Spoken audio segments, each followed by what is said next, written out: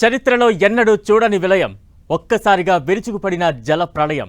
సర్వం కోల్పోయి నిరాశ్రయులైన వందల కుటుంబాలు. తినడానికి తిండి దొరక్క, కట్టుకోవడానికి బట్టలేక, ఉండటానికి ఇల్లు లేక దిక్కుతోచని స్థితిలో బతకాల్సిన పరిస్థితి. ఆదుకునే వారి కోసం 1000 కళ్లతో ఎదురుచూస్తున్న బాధితులు. ఖమ్మం జిల్లా ప్రజలకు కన్నీరును మిగిల్చిన మున్నేరుపై 10 టీవీ అందిస్తున్న గ్రౌండ్ రిపోర్ట్. ఖమ్మంను మున్నేరు కంట కన్నీరు పెట్టేలా చేసింది, సర్వస్వం కోల్పోయేలా చేసింది. పేద మధ్యతరగతి ఉండే మున్నేరు పరివాహక ప్రాంతంలో ఉన్నటువంటి ఇల్లు అన్ని కూడా పూర్తిగా లోతట్టు ప్రాంతాల వారి కొట్టుకుపోయిన పరిస్థితి. కట్టు బట్టలు తప్ప ఏమీ మిగలని స్థితి. ఏం చేయాలో అర్థం కాక బంధువులకు, ప్రభుత్వ అధికారులకు, ప్రభుత్వానికి ఆర్తనాదాలు చేస్తున్నారు.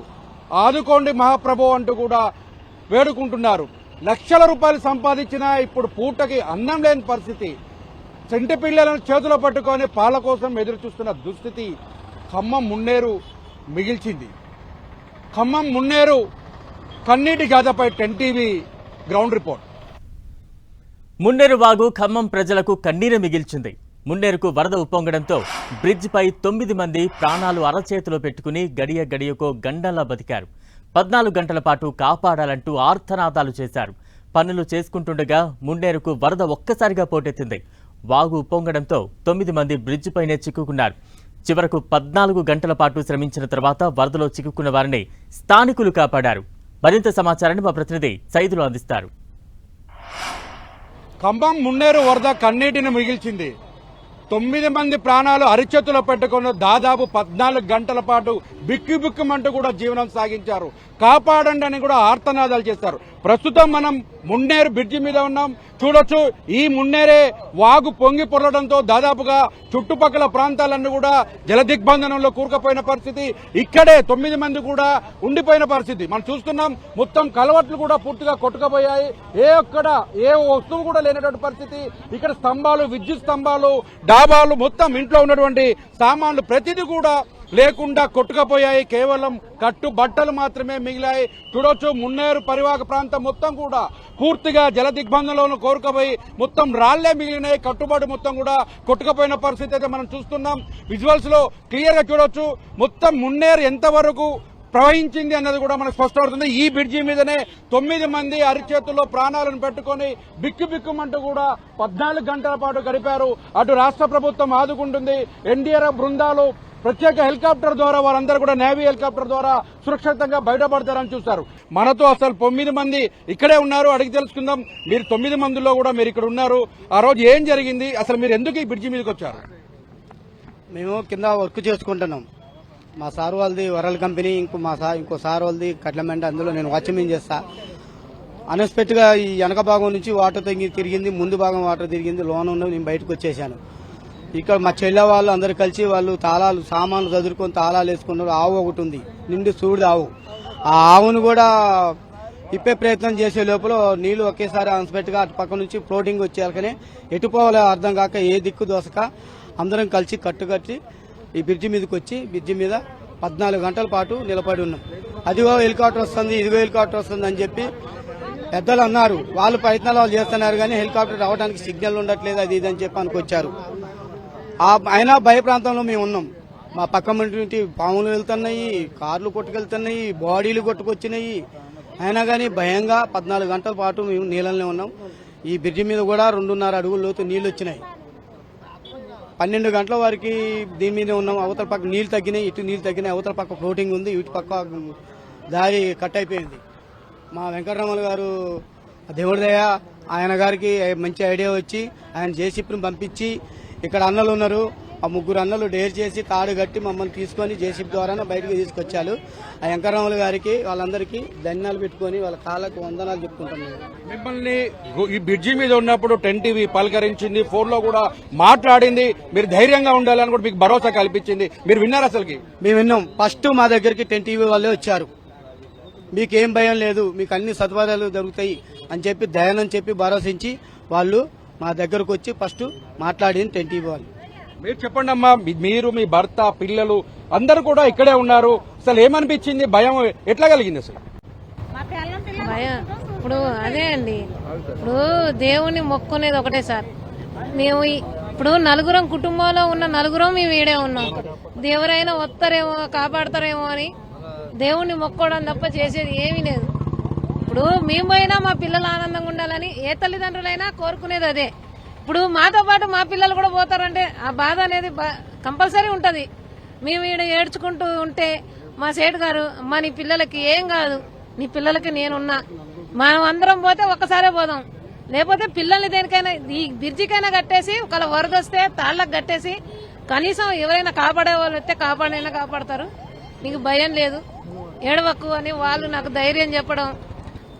నేనైతే కోరుకున్నది అదొకటే. మా సేటు గారు ధైర్యం చెప్పబట్టి అట్లా ఆగినాం కాబట్టి ఇప్పుడు ఇట్లా మీతో మాట్లాడుతున్నాం. ఈ విపత్తు మొదలైన దగ్గర నుంచి మీ 10 టీవీ వాళ్ళు ఇచ్చే కవరేజ్, మీరు ఇచ్చే సహకారం మీకు మా టీం అందరి తరఫున కృతజ్ఞతలండి. మీకు మొదట 10 గంటల తర్వాత మా వాళ్ళు ఇక్కడ చిక్కుకున్నారనే విషయం మాకు తెలిసింది.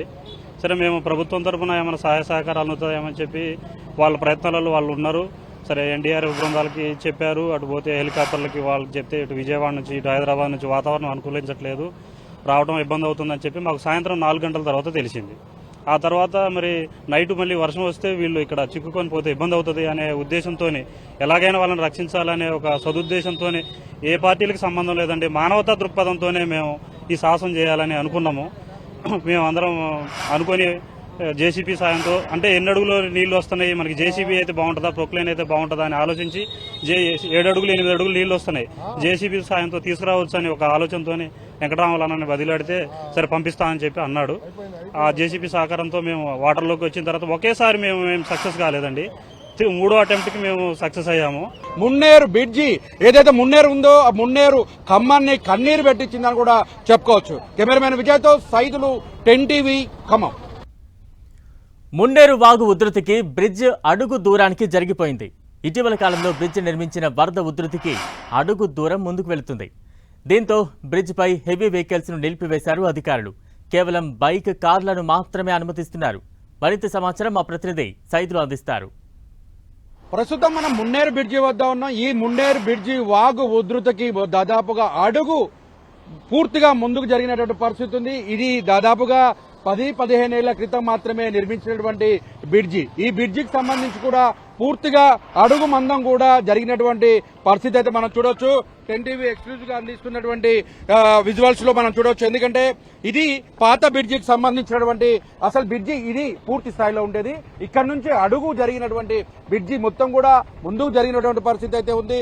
మొత్తం 6 పిల్లర్లకు సంబంధించి అటు 6 విభాగాలకు సంబంధించి కూడా పూర్తిగా బ్రిడ్జి కదలడంతో పాటు ఈ వెహికల్ మీద రావడానికి కూడా హెవీ వెహికల్స్ కూడా పూర్తిగా ఆపివేసిన పరిస్థితి ఉంది. మొత్తం చూడొచ్చు బ్రిడ్జి కదలడంతో ఒకసారిగా ఈ ప్రాంత వాసులంతా కూడా భయాందోళనకు గురవుతున్న పరిస్థితి కూడా ఉంది. ఎందుకంటే ఇది ఏ స్థాయిలో వరద ఉధృతి వస్తే ఈ బ్రిడ్జి ఇంత ముందుకు కదిలిందో మనకు అర్థమవుతున్న పరిస్థితి ఉంది.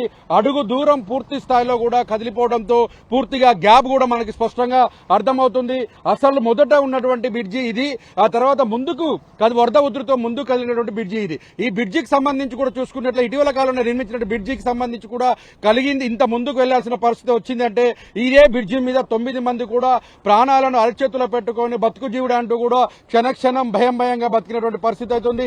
వారందరినీ కూడా కాపాడేందుకు కూడా స్థానికులు చేశారు. అటువైపు ప్రభుత్వం నుంచి ఎన్డీఆర్ఎఫ్ బృందాలు కావచ్చు, మంత్రి తుమ్మల నాగేశ్వరరావు కూడా ఇక్కడే కూర్చొని వారిని కాపాడే ప్రయత్నంలో చాలా కీలకంగా ఆపరేషన్ కూడా చేసిన పరిస్థితి ఉంది. ఇటువైపు జేసీబీ సహకారంతో కూడా ముందుకు కదిలిన పరిస్థితి అయితే ఉంది. స్పష్టంగా మనకి బ్రిడ్జికి ప్రతిదీ కూడా అడుగు పూర్తిగా కదిలిన పరిస్థితి, మధ్యలో కూడా గ్యాప్ కూడా పెద్దగా వచ్చినటువంటి పరిస్థితి. ఎందుకంటే మామూలుగా దీనికి సంబంధించి కూడా స్ప్రింగ్ కు సంబంధించి కదలడానికి ఫ్రీగా ఉండడానికి కోసం ఏర్పాటు చేసిన స్ప్రింగ్ కూడా పూర్తిగా ముందుకెచ్చి గ్యాప్ రావడంతో ఈ ప్రాంతం అంతా కూడా ఈ వెహికల్స్ వెళ్లడానికి ఇబ్బందిగా మారే అవకాశం ఉంది. ఇప్పటికే మంత్రి తుమ్మల నాగేశ్వరరావు దీనిపైన స్పందించారు. దీనికి సంబంధించినట్టు కూడా పూర్తి స్థాయిలో కూడా సైంటిస్టులను అడిగి దీనికి సంబంధించిన ఎగ్జిక్యూటివ్ సైన్స్ మొత్తం కూడా ఆఫీసర్లతో మాట్లాడి దీనికి బ్రిడ్జికి సంబంధించి ఎలా దీన్ని సెట్ చేయాలి అన్న దాని మీద కూడా పూర్తిగా అధికారులతో చర్చించిన తర్వాత నిర్ణయం తీసుకుంటామని చెప్పారు. అప్పటి వరకు కూడా ఎక్కడ కూడా హెవీ వెహికల్స్ కూడా పైకి రావద్దని కూడా చెప్పారు. కేవలం ద్విచక్ర వాహనాలు, కార్లకు మాత్రమే అనుమతిస్తున్న పరిస్థితి అవుతుంది. సాహసోపేతమైనటువంటి వారందరి ప్రాణాలను కాపాడడంతో ఒక ఉత్కంఠకు తెరపడిందని కూడా చెప్పుకోవచ్చు. 9 మంది ప్రాణాలను కాపాడడంతో పాటు ఈ ప్రాంతానికి సంబంధించి అంటే ఇటు కోదాడ, విజయవాడకు సంబంధించి, ఖమ్మం సంబంధించినటువంటి ప్రధాన జాతీయ రహదారికి సంబంధించిన కనెక్టివిటీ బ్రిడ్జి కావడంతో ఈ బ్రిడ్జి కనుక పూర్తిగా కొట్టకపోతే మాత్రం కనెక్టివిటీ పూర్తి స్థాయిలో దెబ్బతినే అవకాశాలు కూడా స్పష్టంగా ఉన్నాయి. ముండేరు వాగు ఉప్పొంగడంతో పరివాహక ప్రాంతాన్ని వరద ముంచెత్తింది. ఇళ్లలోకి వరద నీరు చేరడంతో బాధితులంతా బిక్కుబిక్కుమంటూ కాలం వెళ్లదీస్తున్నారు. ఆదుకునే వారు లేక ఆపన్న హస్తాల కోసం ఆతృతగా ఎదురుచూస్తున్నారు. వరదలతో తీవ్రంగా నష్టపోయామని స్థానికులు ఆవేదన వ్యక్తం చేశారు. మరింత సమాచారం మా ప్రతినిధి సైదులు అందిస్తారు. ముండేరు కన్నీటి వెదతో ప్రాంతం అంతా కూడా పరివాహక ప్రాంతం అంతా జల దిగ్బంధనంలో కూరుకుపోయింది. మనం చూస్తున్నాం, ఎటువైపు చూసినా ఎవరిని కదిలిచ్చినా కన్నీటి గాథలే వినిపిస్తున్నాయి. సర్వస్వం కోల్పోయి రోడ్డు మీద ఏం చేయాలో దిక్కుతోచని స్థితిలో కనిపిస్తున్నారు. ఉన్నటువంటి బట్టల్ని సామాన్లను కడుక్కొని ఇంట్లో పెట్టుకునే ప్రయత్నం చేస్తున్నారు. కొంతమందికి ఇల్లు పూర్తిగా కొట్టుకుపోయిన పరిస్థితి ఉంది. మనతో మాట్లాడేందుకున్నారు. చెప్పండి, ఎంత నష్టం జరిగింది? మాకు దాదాపు 2 లక్షలు జరిగింది సార్. అన్ని కొట్టకపోయినాయి. కూలర్లు, ఫ్రిడ్జ్లు, గోడలు కూలినాయి. వెనక ముందు బియ్యం బస్తాలు పోయినాయి. అన్ని ఏమి లేవు. కట్టుబట్టలతోనే ఉన్నాం మేము. ముసలాళ్ళం మాకు ఎవరు పెట్టేవాళ్ళు లేరు సార్. మేము ఎట్ట బతకాలి చెప్పు? ఒక్కరు కూడా రావట్లేదు సార్. ఇంత బజార్లు చూస్తానికి కూడా రావట్లేదు. గెలిపించేందుకు మేము కాంగ్రెస్ ఇలా ముందుగా చూసురా, తిన్నరా తినలేదా, బతుకుతురా బతకట్లేదని చెప్పు. 9 లక్షలు మాట్లాడుకోకుండా వెళ్ళిపోయింది. మరి రేపు ఎట్ట గెలిపిస్తాం మేము ఇక చెప్పు? ఇంతవరకు వచ్చి ఒక్కరు కూడా బియ్యం ఉన్నాయా లేవా, వండుకుంటురా, తింటాం లేదని అడగలేదు. వచ్చి బియ్యం బత్తాలు పోయినాయి. కట్టుబట్టలతో ఉన్నాం మేము. ఏమి లేకోకుండా నిరాధించడం అయిపోయినాం. మీరు చెప్పండి, ఇక్కడ ఎవరు పరామర్శించడానికి కానీ ఎవరు రాలేదా? మీకు పునరావాస కేంద్రాలకు వెళ్ళలేదా? ఉన్న వాస్తవం చెప్తాను. మాకు ప్రతి ఇంటికి కూడా 1,50,000 2 లక్షల పైనే కానీ లోపలైతే లేదు. ఏ వ్యాపారం చేసుకొని బతికినా 1,50,000 పైన నష్టం. 1,50,000 నుంచి లోపలికి ఎవరికి నష్టం కాలే. 1,50,000 నుంచి 2 లక్షలు 2,50,000 అట్లా నష్టం అయింది. కానీ అసలు దానికి ఈ అధికారం ఉన్న పార్టీ, అనధికారం ఉన్న పార్టీ ముద్దలు వచ్చి మీద నుంచి పోతే అధికారం ఉన్న పార్టీ వచ్చావు వెనక మీద నుంచి పోతాడు. ఇది పద్ధతేనా? రేవంత్ రెడ్డి గారు మాకు ఇష్టం అని చెప్పి పొంగిరెడ్డి శ్రీనివాస్ గారిని అందరు కలిపి మీకు గెలిపించుకుంటే మాకు ఈ పరిస్థితి. అమ్మ చెప్పండి, ఇప్పుడు ఏమేమి నష్టం జరిగింది? కట్టుబడితో బయటకు వెళ్ళాం మేము. ఆ పార్టీ చేయి గుర్తు వస్తే మమ్మల్ని బాగు చేద్దాం మేము చేయి గుర్తు గెలిపించినాం. మమ్మల్ని పట్టించుకోలేదు. ఆ పార్టీ ఉన్నప్పుడు మమ్మల్ని పట్టించుకోరు. కాలువలు అని చూపించడం, మమ్మల్ని సౌకర్యం బాగా చూసారు. మాకు ఈ రోజు మాకు సౌకర్యం లేదు. ఒక్కొక్కళ్ళ ఇంట్లో 2-3 లక్షలు మునిగిపోయినాయి. ఫ్రిడ్జ్లు కొట్టకపోయినాయి, టీవీలు కొట్టకపోయినాయి. ఏమీ లేవు మాకు. కట్టుకొని గుడ్డలు కొనలేవు. అన్ని గుడ్డలు అన్ని కొట్టకపోయినాయి. అన్ని బాధల మీద ఉన్నాం మేము. చెప్పండి, ఇప్పటి వరకు ఏం కోల్పోయారు? ఎవరు మీకు వచ్చి మందలిచ్చి సహకరించిన పరిస్థితి? అధికారులు ఎవ్వరు రాలేదండి. నాయకులు అయితే అధికారులు, నాయకులు కాదు. అది వాడికి అవసరం. ఇంతవరకు ఎవ్వరు రాలేదు మా కాడికి. ఏదో ఎవరో సాయం చేసిపోతారంటే కొద్దిగా భోజనం పెట్టి ఆ భోజనం 5 అట్టుపని గంట పోతే 3 అట్టుపనులు ఇచ్చారు. మా సామాన్కి పైన కూడా పై స్టైర్ పైన కింద పడిపోయినాయి. చూడొచ్చు, మొత్తంగా చూసుకున్నట్లయితే పూర్తిగా ఈ ప్రాంతం అంతా కూడా జల దిగ్బంధనంలో కూరుకుపోయి ఉన్న సామాన్లన్నీ కూడా కొట్టుకుపోయిన పరిస్థితి. వాళ్ళన్నిటిని కూడా బట్టలకు సంబంధించినవి అన్ని కూడా బియ్యం మొత్తం అన్ని కూడా రోడ్డు మీదకి వచ్చిన పరిస్థితి కనిపిస్తుంది. ఇప్పుడే వారు తేరుకుంటున్నారు. పునరావాస కేంద్రాల నుంచి వచ్చి ఇళ్లలో శుభ్రం చేసుకుంటూ బట్టల్ని అన్నిటిని కూడా శుభ్రం చేసుకుని ఇళ్లలోకి వెళ్తున్న పరిస్థితి. మొత్తం రూములలో కూడా రేగడి మట్టి చేరిపోవడంతో ఆ మట్టిని అన్నిటి కూడా తొలగించుకొని ఇళ్లలోకి వెళ్తున్న పరిస్థితి అయితే ఇప్పుడు కనిపిస్తుంది. మళ్లీ వర్షాలు వస్తున్న నేపథ్యంలో భయాందోళనకు గురవుతున్న పరిస్థితి అయితే ఉంది. ఇది ఖమ్మంలో ఉన్నటువంటి తాజా పరిస్థితి. తినడానికి తిండి లేక అవస్థలు పడుతున్నామని బాధితులు కన్నీటి పర్యంతమవుతున్నారు. ఇంట్లో సామాన్లు తడిచిపోవడంతో ఇబ్బందులు పడుతున్నారు. కట్టుబట్టలతో రోడ్డెక్కిన వారికి పలువురు భోజన సదుపాయాలు కల్పిస్తున్నారు. మరింత సమాచారం మా ప్రతినిధి సైదులు అందిస్తారు. హాయిగా ఉన్నటువంటి పరిస్థితి ఒక్కసారిగా ప్రకృతి వైపరీత్యం చోటు చేసుకుని మున్నేరు వరద ప్రవాహానికి సర్వం కోల్పోయారు. కనీసం ఇంట్లోకి వెళ్లి వంట చేసుకుందామన్నా తినే పరిస్థితి లేదు. కనీసం వారు పట్టించుకున్నటువంటి అంటే వండుకుందామన్నా సామాన్లు లేవు, బియ్యం లేనటువంటి పరిస్థితి. అవన్నీ కూడా పూర్తిగా తడిసిపోయిన పరిస్థితి కనిపిస్తుంది. చెప్పండి, మీరు మొత్తం కూడా వర్షంలో వరదలో మొత్తం ఇల్లు అన్ని కొట్టుకుపోయిన పరిస్థితి. కూలిపోయి అసలు మా ఇంట్లో ఏం వస్తువులు కూడా లేవండి. కనీసం తిండి కూడా లేదు, ఉండడానికి నీడ కూడా లేదు. కొద్దిగా కొంతమంది అయినా కడుక్కోనన్నా వాళ్ళ ఇళ్లలో వాళ్ళు ఉంటున్నారు. కానీ మాకు అవకాశం కూడా లేదండి. ఇట్లా ఉన్న కట్టుబట్టలతో కళాస్ పని చేస్తామండి. మీకు ఆ బట్టలతోనే ఇట్లా ఉన్నామండి. అది పరిస్థితి. మాకు ఏదన్నా కొద్దిగా సాయం అందించాలని చెప్పి కోరుకుంటున్నామండి. మీరు చెప్పండి, ఎంతమందికి భోజనాలు పెడుతున్నారు? దగ్గర ఒక 600 మందికి భోజనాలు పెడుతున్నాం. అసలు ఇంతవరకు వండుకోవడానికి కట్టు బట్టలు కూడా లేవు, తినడానికి తిండి లేదు. పూర్తిగా నిర్వాసం అయిపోయారు. ఎవరూ లేరు. ఇంత కూడా అంతా వాళ్ళు దుర్భరంగా ఉన్నారు. వాళ్ళు వండుకొని తినడానికి కూడా ఏమీ లేవు, అసలు కట్టుబట్టలతో బయట ఉన్నారు. కావున ఈ ఒక 600 మందికి భోజనాలు పెడుతున్నాం. అమ్మ చెప్పండి, మీరు ఇంట్లో వండుకోవడానికి ఏం లేదా పరిస్థితి? ఏం లేదు, గ్యాస్ లేదు, ఏం లేదు. అన్ని వరదలు వచ్చి కొట్టుకుపోయినాయి. పిల్లలకు కట్టుకోవడానికి బట్టలు లేవు, మా కట్టుకోవడానికి బట్టలు లేవు, కప్పుకోవడానికి చెద్దర్లు కూడా లేవు. అన్ని బీరో టీవీ అన్ని పోయినాయి. అమ్మా చెప్పండి, ఎంతమంది ఉన్నారు మీరు అసలు? మేము ముగ్గురం ఉన్నాం. మేము నేను ముగ్గురే ఉన్నాం అయ్యా, లేని మాట లేదు. చూడొచ్చు, మొత్తంగా చూసుకున్నట్లయితే పూర్తి స్థాయిలో కూడా ఎవరికి మొత్తం వరద ఉధృతికి మొత్తం అన్ని కొట్టుకపోవడంతో ఉండడానికి కూడా ఇల్లు లేని పరిస్థితి. ఉన్నటువంటి బియ్యం, సరుకులు, బట్టలు అన్ని కూడా జలదిగ్బంధనంలో కొట్టుకపోయాయి. చేసేది లేక స్వచ్ఛంద సంస్థలు ప్రభుత్వం ఏర్పాటు చేసిన పునరావాస కేంద్రాల్లోనే భోజనాలు చేయాల్సిన పరిస్థితి వస్తుంది. కనీసం స్నానం చేసి బట్టలు మార్చుకొని కూడా 3 రోజులైంది, వేసుకోవడానికి కూడా బట్టలు లేవని కూడా ఆవేదన వ్యక్తం చేస్తున్న పరిస్థితి ఉంది. ఈ ప్రాంతం అంతా కూడా వరద ముప్పు ప్రాంతం మొత్తం కూడా పూర్తి స్థాయిలో కూడా పేదలు, మధ్యతరగతి కుటుంబ సభ్యులు తప్ప వీరంతా కూడా జలదిగ్బంధనంలో కూరుకుపోవడంతో పుస్తకాలు ఇవన్నీ కూడా కోల్పోయిన పరిస్థితి మనకి స్పష్టంగా కనిపిస్తుంది. ఏదేమైనా పునరావాస కేంద్రాలను ఆశ్రయించుకొని ఎవరైనా భోజనం పెడతారని ఎదురుచూస్తున్న దుస్థితి ఖమ్మంలో మున్నేరు కన్నీటి వెదగా మార్చింది. కెమెరామెన్ విజయ్తో సైదులు, 10 టీవీ, ఖమ్మం. గోళ్లపాడు ఛానల్ కుచించుకుపోవడంతోనే ఖమ్మం నగరాన్ని వరద ముంచెత్తింది. మున్నేరులో అక్రమ నిర్మాణాలతో ఇళ్లలోకి వరద చేరింది. ఆక్రమణలపై అధికారులు ఉక్కుపాదం మోపితేనే వరద ముప్పు తప్పదంటున్నారు స్థానికులు. మరింత సమాచారం మా ప్రతినిధి సైదులు అందిస్తారు. ఖమ్మం నగరాన్ని వరద ముంచెత్తడానికి ప్రధాన కారణం గోళ్లపాడు ఛానల్ కుచించకపోవడం, మున్నేరులో అక్రమంగా కట్టడాలు జరగడం. అక్రమంగా కట్టడాలతో అధికారులు ఇబ్బరి ముబ్బడిగా అనుమతులు ఇవ్వడంతో బిల్డింగులు, భవన్ మొత్తం కూడా వెలిశాయి. తీరా సాఫీగా వెళ్లాల్సినటువంటి వరద ఇళ్లల్లోకి చేరిపోవడంతో మొత్తం కూడా నిండిపోయి ఇళ్లన్నీ కొట్టుకుపోయిన పరిస్థితి. ముప్పు ప్రాంతాలుగా మిగిలిపోయారు, సర్వస్వం కోల్పోయారు. దీంతో ఒక్కసారిగా ఆ ప్రాంత వాసులంతా కూడా ఆందోళన వ్యక్తం చేస్తున్నారు. గోళ్లపాడు ఛానల్ దాదాపుగా ఖమ్మం నగరంలో 8 కిలోమీటర్ల బారు కూడా పొడవునా ఉంటుంది. గోళ్లపాడు నుండి మొదలై ప్రకాష్ నగర్, మున్నేరు బ్రిడ్జి దగ్గరతో ఎండ్ అవుతుంది.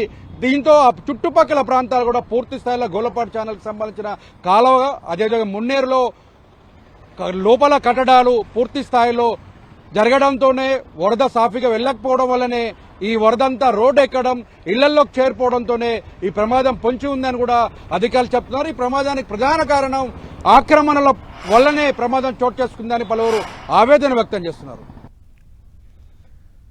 వరద బాధితులకు అన్ని విధాలుగా అండగా ఉంటామన్నారు మంత్రి తుమ్మల. బాధితులకు నిత్యావసర వస్తువులు అందిస్తున్నామన్నారు. త్వరలో ఖమ్మం జిల్లా మామూలు స్థితికి వస్తుందంటున్న తుమ్మలతో మా ప్రతినిధి సైదులు ఫేస్ టు ఫేస్. ప్రకృతి వైపరీత్యాలతో ఖమ్మం మున్నేరు కకలావికలం అయిపోయింది. ప్రభుత్వం సహాయక చర్యలు చేపడుతుంది. వ్యవసాయ శాఖ మంత్రి తుమ్మల నాగేశ్వరరావు ప్రాతినిధ్యం వహిస్తున్నారు. అయితే ఇక్కడ నష్టపోయినటువంటి వారందరికీ కూడా రాష్ట్ర ప్రభుత్వం నుంచి 10 కేజీల బియ్యం, నిత్యావసర వస్తువులతో పాటు బట్టలు కూడా పంపిణీ చేస్తున్న పరిస్థితి. మనతో మాట్లాడేందుకు తుమ్మల నాగేశ్వరరావు సార్, చెప్పండి, బాగా నష్టం జరిగింది. నిత్యావసర వస్తువులు ఎన్ని పంపిణీ చేస్తున్నారు, ఎన్ని గుర్తించారు? నిత్యావసర వస్తువులు ఎన్ని కుటుంబాలకి వరదలో ప్రభావితమైందో అన్ని కుటుంబాలకి పంచమని చెప్పాము. ఈ రోజు వరకు రిలీఫ్ క్యాంపుల్లో భోజనాలు పెట్టాము. ఇంకా అవసరమైతే రిలీఫ్ క్యాంపులు కంటిన్యూ అవుతాయి. వీలైనటువంటి వాళ్ళందరికీ కూడా ఈరోజు నిత్యావసర వస్తువులతో పాటు వాళ్ళకి అవసరమైనటువంటి బట్టలు కూడా ముఖ్యమంత్రి గారి ఆదేశానుసారం అందరికీ పంచడం జరిగింది. ఎక్కడా కూడా ఈ రోజుకి ఖమ్మం పట్టణం 90% శానిటేషన్ కూడా పూర్తయింది. విద్యుత్ శక్తిని పునరుద్ధరించాం. మంచినీళ్లు బ్రహ్మాండంగా వెళ్తున్నాయి. కాబట్టి ఇంకా ఎక్కడైనా వరదకి వచ్చినటువంటి తుక్కు దట్రా ఉంటే దాన్ని కంటిన్యూగా పరిశుభ్రంగా ఖమ్మం మళ్లీ అంటువ్యాధులకి ఏమాత్రం కూడా ఆస్కారం లేని స్థితిలో తయారు చేయమని చెప్పాం. అధికార యంత్రాంగం పూర్తిగా నిమగ్నమైంది.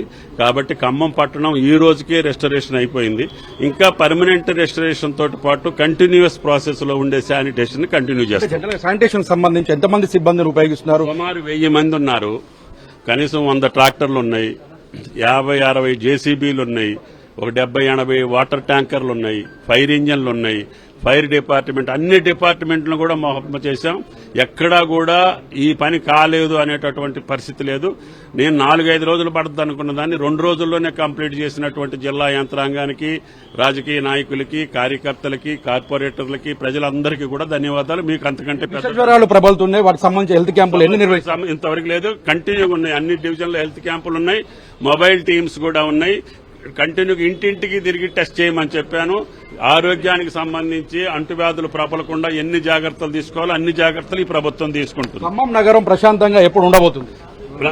9 నెలల బట్టి ప్రశాంతంగానే ఉంటుంది.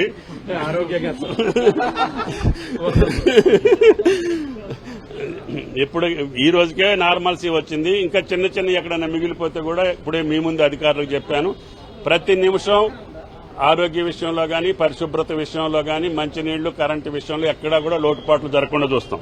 మొత్తంగా చూసుకున్నట్లయితే వర్షాలకు సంబంధించినటువంటి నష్టపోయినటువంటి ఇళ్లకి అన్నిటిని కూడా తాము పూర్తి స్థాయిలో కూడా వారన్నిటికీ సహాయక చర్యలు చేపడుతున్నాం. మొత్తం శానిటేషన్ సంబంధించి కూడా ఖమ్మం నుంచి తో పాటు మిగతా వరంగల్, నల్గొండకు సంబంధించిన సిబ్బందిని కూడా పూర్తి స్థాయిలో వినియోగించుకుంటామని చెప్తున్నారు. దీనిలో సంబంధించి ఒక బ్లాంకెట్, అదేవిధంగా వాళ్ళు కట్టుకోవడానికి చీరలతో సహా కూడా ఇస్తున్న పరిస్థితి అదే కనిపిస్తుంది. మొత్తంగా దీనికి సంబంధించినటువంటి నిత్యావసర వస్తువులకు సంబంధించి కూడా అటు 10 కేజీల రైస్, అదేవిధంగా నూనెలు, అవి మంచి నూనె ప్యాకెట్లు కూడా ఇస్తున్న పరిస్థితి అయితే ఉంది. మొత్తంగా దీనికి సంబంధించి ఎవరైతే ఎంతమంది అనే లబ్ధిదారులు కాదు, పూర్తిగా నష్టపోయినటువంటి వారి కుటుంబాలకు మాత్రం లాభం చేకూరాలి, నష్టపోయిన ప్రతి ఒక్కరిని ఆదుకోవాలని చెప్పేసి కూడా చెప్తున్న పరిస్థితి మనం చూడవచ్చు.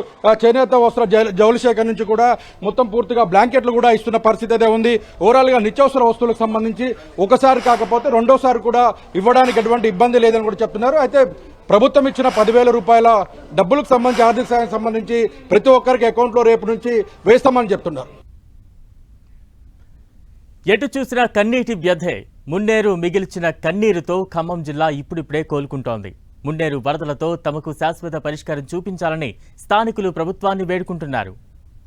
ప్రకృతి వైపరీత్యంతో మున్నేరు పరివాహక ప్రాంతాలకు సంబంధించి పూర్తిగా మదిర, ఖమ్మం, పాలేరు నియోజకవర్గాల్లో నెలకొన్నటువంటి విలియా తాండవంతో కట్టుబట్టలతో మిగిలిన నిరాశ్రయులు ఇప్పుడు ఈ ఇళ్లకు చేరుతున్నారు. ఇప్పుడిప్పుడే బంధువుల సహకారంతో కట్టుబట్టలతోనే ఉంటూ ఆర్తనాదాలతో ఎదురు చూస్తున్న పరిస్థితి. ఇప్పటికే ప్రభుత్వం 7,500 ఇళ్లు నేలమట్టమయ్యాయని గుర్తించింది. దాదాపు 1,00,000 ఎకరాల పంటలు పూర్తి స్థాయిలో కూడా ఎండిపోయాయని కూడా గుర్తించి ఇప్పటికే సహాయక చర్యలు చేపడుతున్నారు. అధికారులు, IAS, IPS తో పాటు మంత్రులు కూడా ప్రత్యక్షంగా పాల్గొంటూ సహాయక చర్యలు చేపడుతూ బాధితులకు అండగా నిలిచే ప్రయత్నం అయితే చేస్తున్నారు. ఓవరాల్ గా చూసుకుంటే ప్రకృతి వైపరీత్య కన్నెర్రకు పూర్తి స్థాయిలో కూడా పేద ప్రజలు బలైపోయారని చెప్పుకోవచ్చు.